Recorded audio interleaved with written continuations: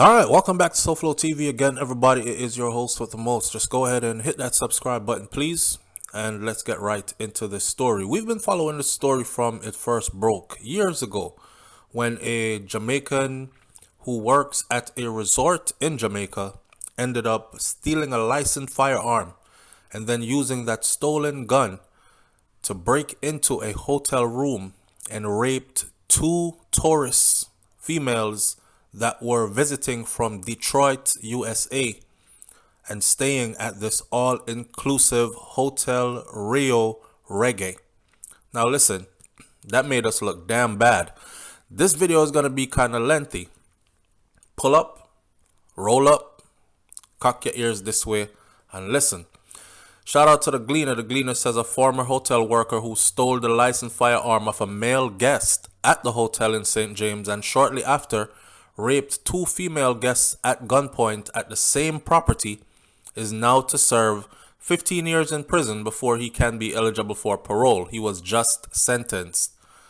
Demar Scott, 27 years old, he had pleaded guilty in March to the charges when he appeared in the St. James Circuit Court. It was reported that Scott forced himself into the room, which had two American females staying in it, and he raped them both. While he was raping one of the women, the other managed to overpower him, took the gun from him, and shot him in the upper body. Another report says while he was raping one, the gun fell out of his hand, and the other female took the gun up and shot him with it. He ran away after he was shot. One of the women handed over the firearm to the police. The police later found him at a hospital suffering from a gunshot wound, and they arrested him there. Scott was employed at the Rio Hotel as an entertainment coordinator 2 days before the incident on September 27th of 2018. We're in 2022 and he is just now being sentenced. The funny thing about this also is not only how they drag these court cases out long, but this guy was 2 days on the job. This was his second day on the job as an entertainment coordinator, and he did that. Now, Justice Martin Gale sentenced him last month to 20 years imprisonment for illegal possession of firearm and 6 years imprisonment for illegal possession of ammunition. He was sentenced to 20 years imprisonment each for 2 counts of rape and was sentenced to 20 years imprisonment each for 2 counts of grievous sexual assault, which would have amounted to 40 years. But the sentence is supposed to run concurrently, so he will serve 20 years. Not only that, he will be eligible for parole after serving only 15 of those years. Tell me in the comment section if you think this was justice. Now, mind you, I'm not saying that it's bad because it's 2 white women that he raped, but I'm saying think about Jamaica's tourist industry, our tourism industry, and then think about how we look in the eyes of the world when something like this happens at an all-inclusive resort. The judge ordered that he must serve 15 years before he is eligible for parole. He's 27. He get out in 15 years, he'll be just fine. Scott was, on March 2nd of 2018, listed also as somebody who was wanted by the Manchester police. Now, its community partnership Facebook page had him on there as a person of interest in connection with a series of rapes in the island, in that part of Jamaica. And this is before he got hired at Hotel Rio. And there was a big splash about did Hotel Rio do a proper background check on him before hiring him, and it turns out that they didn't. This is also where we spoke to our audience and said that Jamaica does not have a DNA database, a national DNA database, so it permits people like this to have a string of rapes in one side of the island, leaving behind DNA evidence and all, and then go to another side of the island and be employed to work as an entertainment coordinator at a resort where tourists are coming in and they're placing their safety in our hands. Because, them tell the tourists, look, as long as you go into an all-inclusive resort, you're going to be safe because we have armed guards there and we have, it's pretty secured there. You don't have to worry about the violence and stuff that's going on outside, being robbed and all that. Only to book your ticket, pay for your hotel, be in a resort, and be raped at gunpoint in the resort by someone that was employed to work at that resort. That is pretty friggin' bad. But couple of comments here, and then I'm going to go into an article that I think you need to hear. John H. Christen says all of these sentences should run consecutively. Come on, Jamaica courts. These sentences are way too lenient. Make an example. And I'm telling you, a lot of people are saying, damn, when are they going to actually step up, lay the friggin' law down, and start making an example out of these people? Another person, Birch68, says 15 years? A joke thing this. Your Honor, we call for your resignation, and I don't blame them. Joe Grind says the headline looked good till I read further that he will only have to serve 15 years for stolen firearm and for 2 cases of rape, plus under suspicion for other rapes. Need to do away with these concurrent sentences and get serious when sending criminals to prison, and I absolutely agree. Holy Perv says entertainment coordinator for the hotel who are rob and a rape. Boy like that not supposed to be on the street at all. Dirty boy. And I absolutely agree. Now let's go over to this this article was printed in the US concerning this. Resorts in Jamaica are facing a historic sexual assault problem. Bear with me. I'm going to go through it really, really fast. Over the past year, 78 U.S. citizens have been raped in Jamaica, according to the State Department statistics from 2011 to 2017. That was just that period. In a dark laundry room at a Jamaican Sandals resort, pinned to the floor by a hotel lifeguard, a Michigan teenage girl lay paralyzed with fear as the man bit her lip and raped her violently, robbing her of her virginity. When her mother found her after the assault, trembling and holding herself in the hallway, the 17-year-old girl could not speak. She could only point to a metal door. Behind the door, her friend was being raped by 3 resort lifeguards. This is the Jamaica that the U.S. State Department has repeatedly warned tourists about.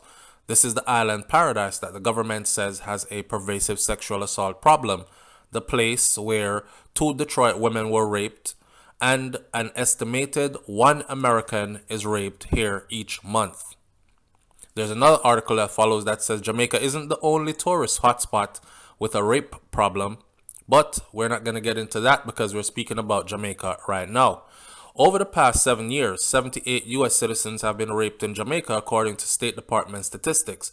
The victims include a mentally handicapped woman in her 20s, an Indiana mother gang raped by 3 Cuban soccer players in a restroom bathroom stall, a 20-year-old woman raped by 2 men in her hotel, 2 Detroit mothers raped at gunpoint in their room, a Kent County teenager and her 21-year-old friend, gang raped by lifeguards in a locked laundry room at the resort where they were staying. Perhaps most alarming for tourists is that sexual assaults are occurring inside of these gated resorts, and that's the place where they are led to believe that they are most safe. For example, this year, the Beaches Ocho Rios Resort and Golf Club, where the lifeguard assaults occurred in 2015, was given the Traveler's Choice Award by TripAdvisor. This award is the group's highest recognition that's given to the top 1 percentile of hotels in the world. According to U.S. Embassy reports, 12 Americans were raped in Jamaica just that year prior, half of them inside resorts by hotel employees. The U.S. government suspect that this number may be even higher as sexual assaults are often underreported, and the embassy figures don't include victims from other countries, just victims from the U.S. The Detroit victims knew none of this when they booked their trip to Jamaica. The two women were raped at gunpoint on September 27th at the five-star Hotel Rio Reggae in Montego Bay, allegedly by a hotel employee who had worked there just 3 days. Actually, it was 2 days. He was on the job for 2 days. And also, that's the person we started off talking about in this video. He was just sentenced to 20 years, but he will only do 15 before he is eligible for parole. They are now outraged. They are praying for justice. That the terror they encountered during what was supposed to be a fun 33rd birthday celebration turned into horror. When the woman reported the rape to the hotel staff and to management, management told them that they had never heard of any type of assault happening there before, ever. Local officials took the same position. The police took the same position when they reported the rape. We never heard of anything like that happening here, ma'am, implying that sexual assaults are extremely rare there.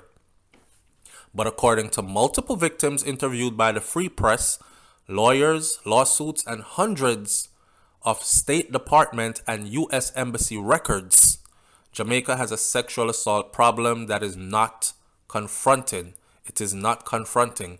And the tourism industry is well aware of this problem. You heard that? They said, according to multiple victims interviewed by the Free Press, according to lawyers, according to lawsuits, and according to hundreds of State Department and U.S. Embassy records, hundreds, Jamaica has a sexual assault problem that it is not confronting, and the tourism industry is very much well aware of the problem. At the State Department, they warned in a travel advisory, exercised increased caution in Jamaica. Sexual assault occurs frequently, even in all-inclusive resorts. Local police lack the resources to respond effectively to serious criminal incidents. The State Department wrote this in their travel advisory. The travel advisory wasn't the first such alarm. For 3 consecutive years, the State Department issued similar warnings. A special concern continues to be the number of sexual assaults that are perpetrated by hotel employees at hotel resorts on the north coast of Jamaica, and the need for forceful investigation and follow-up by the hotels and by the local police and other security officials. Last year, Jamaica was ranked the 3rd most dangerous country in the world for female travelers by Trip Skyscanner, a California-based travel research company that reviews destinations worldwide. Egypt and Morocco topped the list. When the Detroit women booked their reservation to Hotel Rio Reggae, they didn't know anything about that survey either.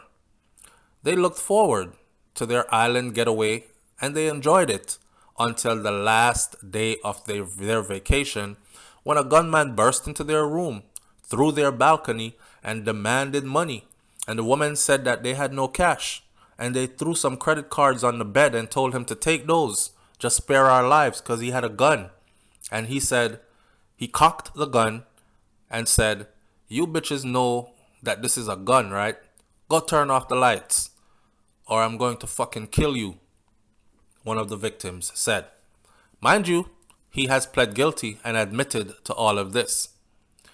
Before I go any further with the story, also, I remember Jamaicans being in denial, saying that those 2 bitches are lying and they probably just looking to sue the hotel because it happened on the last day of their vacation. So they're like, yeah, they came, they had a good time, nothing went wrong, and at the last day of their vacation, they started planning on how to get some money, how to get rich. They can't sue the average Jamaican because they're probably broke. So they're looking how they can sue a big hotel like Hotel Rio or Rio Reggae, right? That's what the people were saying, and it was rough. So her account was, he cocked the gun and he said, "You bitches, you know that this is a gun, right? Go turn off the lights or I'm going to fucking kill you." One of the victims told the Free Press. They went, they turned the lights off, he raped both of them. They said, until one of the women got hold of the gun and shot him twice. He was arrested the next day and he's facing charges. We now know is the same person who just got 20 years but will serve 15 before eligible for parole. The Detroit victims have said that the police were helpful, but that the hotel seemed very dismissive of what had happened to them, as if to say, nothing like that ever happens here, and we don't know what you're talking about. You sure? Are you guys making this up, kind of thing? They said that they had never heard of this before, recalls one victim. The Sandals Resort victims and their mother, all of them from Michigan, heard the same line in 2015 when they reported the laundry room rapes to the hotel manager. The hotel said, "This has never happened here before." One mother recalled, "The manager wanted us to sign paperwork actually that said nothing had happened." The mother wouldn't hear of it and has been reeling ever since. "My daughter will never have justice," the woman said in a recent exclusive interview with the Free Press. "These girls aren't the same girls." Dr. Lee Bailey, who chairs a police civic committee in Jamaica, said that the country has very strict rules as to who gets to work in these hotels.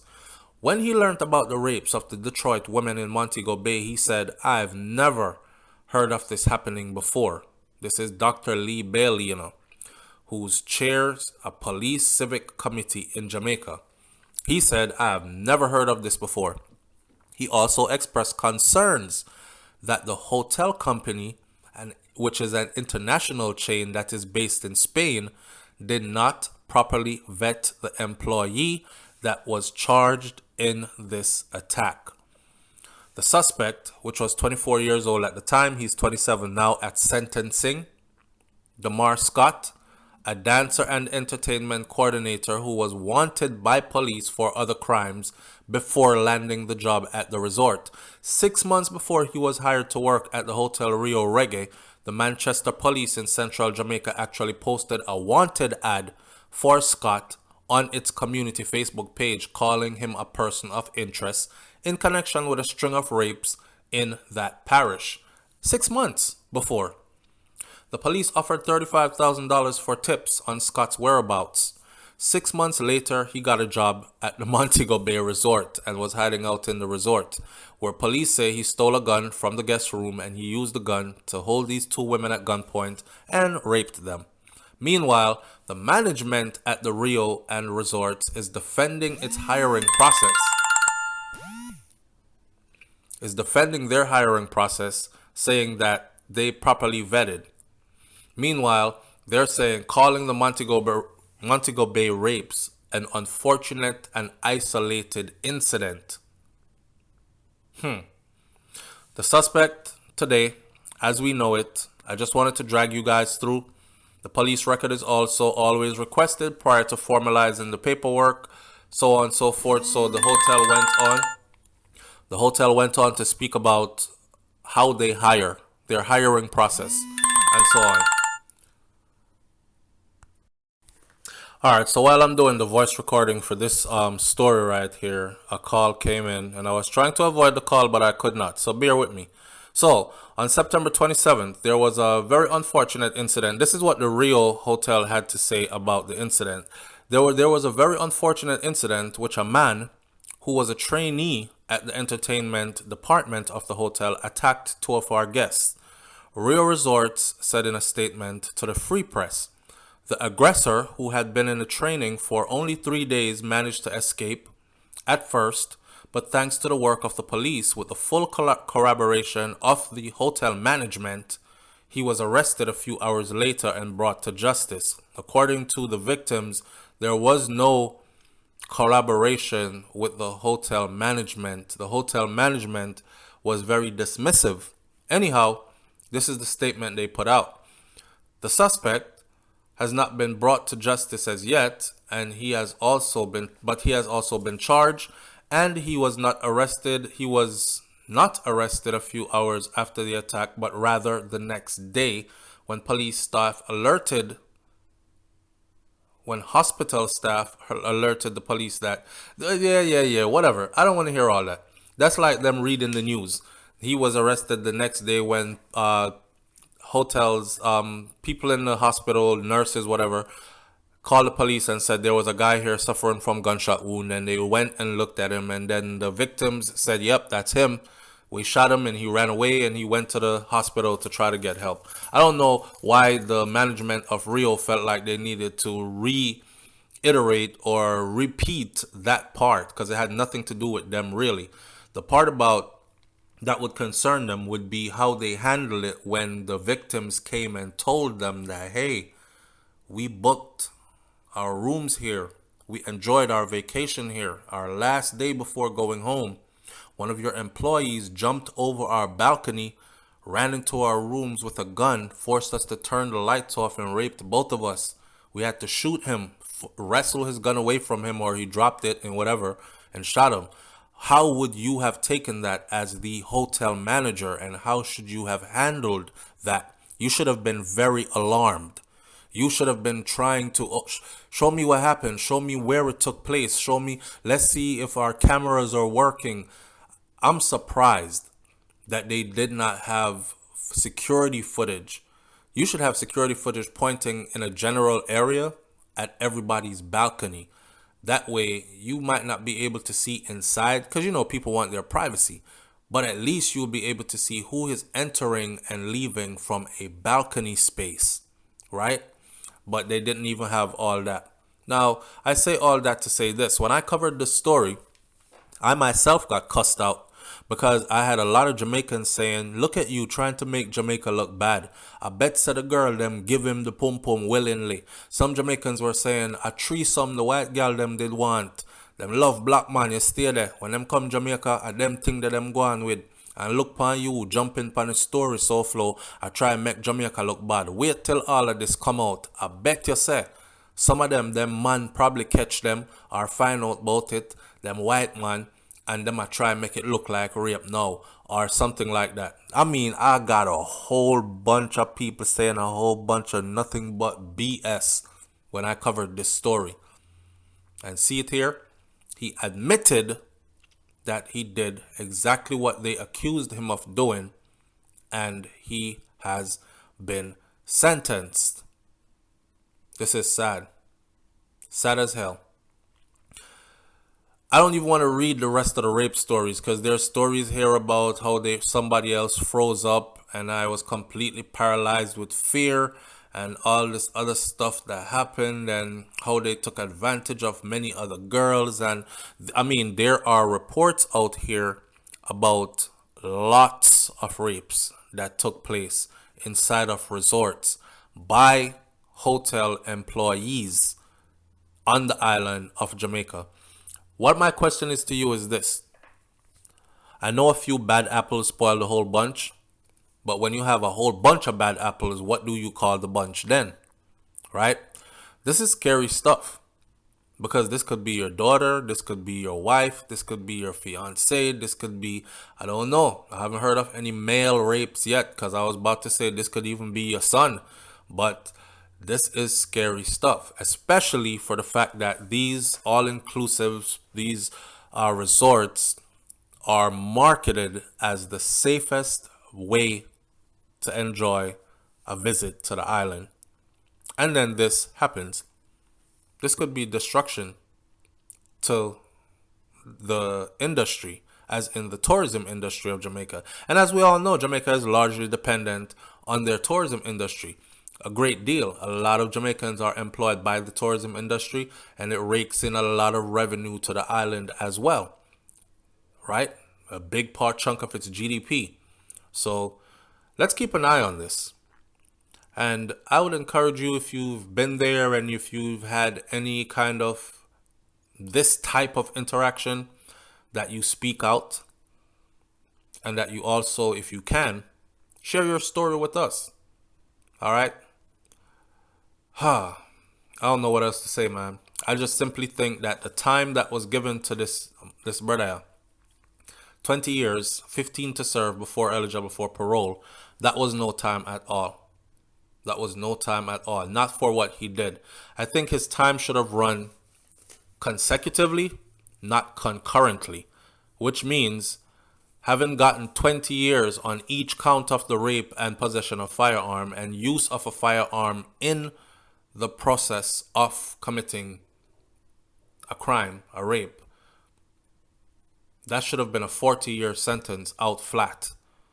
At the minimum, for all the damage that this has caused.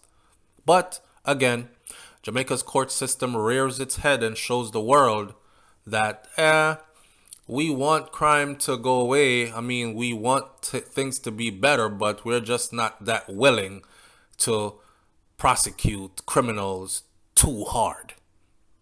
Leave your comments in the comment section below. I'll catch you on the next video with SouFLoTV. I'm out. Peace. Here you have it, family, your pineapple grilled pork chops.